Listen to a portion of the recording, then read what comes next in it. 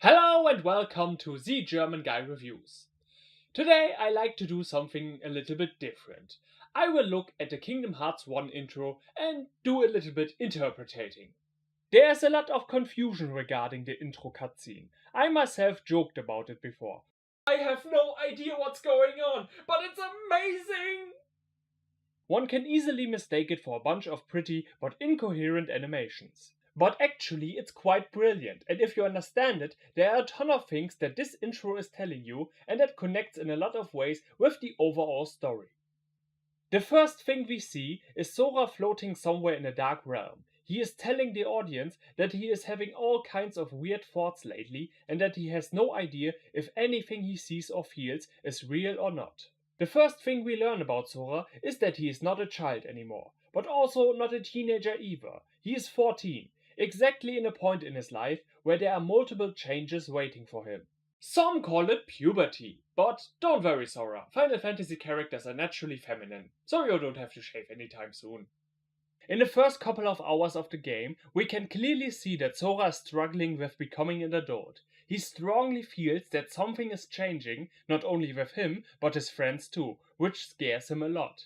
The darkness in the beginning symbolizes his anxiety, his fears, and how they drag him down.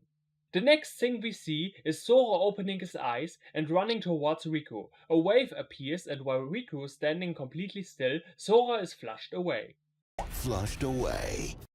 This shows how Sora views Riku. He sees him as someone unmoved by everything, strong, a rock in the sea, while he, a weak little child, will be overwhelmed with whatever the world will throw at him.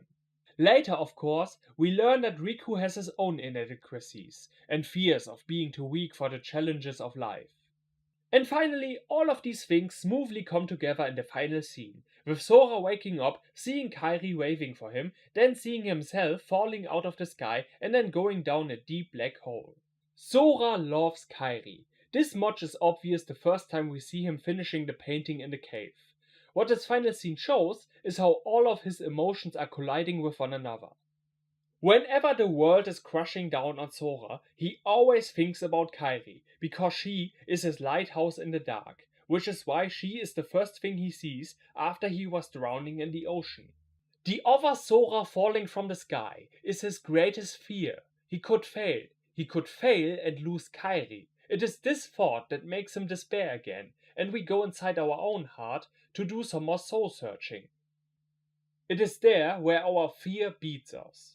Then, over the course of the story, with all the things Sora learns and sees on his adventure, seeing over and over again how light beats darkness, this ultimately makes him conquer the darkness within him too.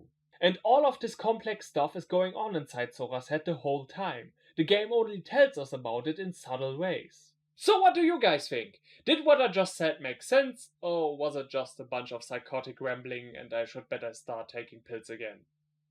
You decide. Anyway, thanks for watching, and the German guy out, and auf Wiedersehen. I've been having these weird thoughts lately.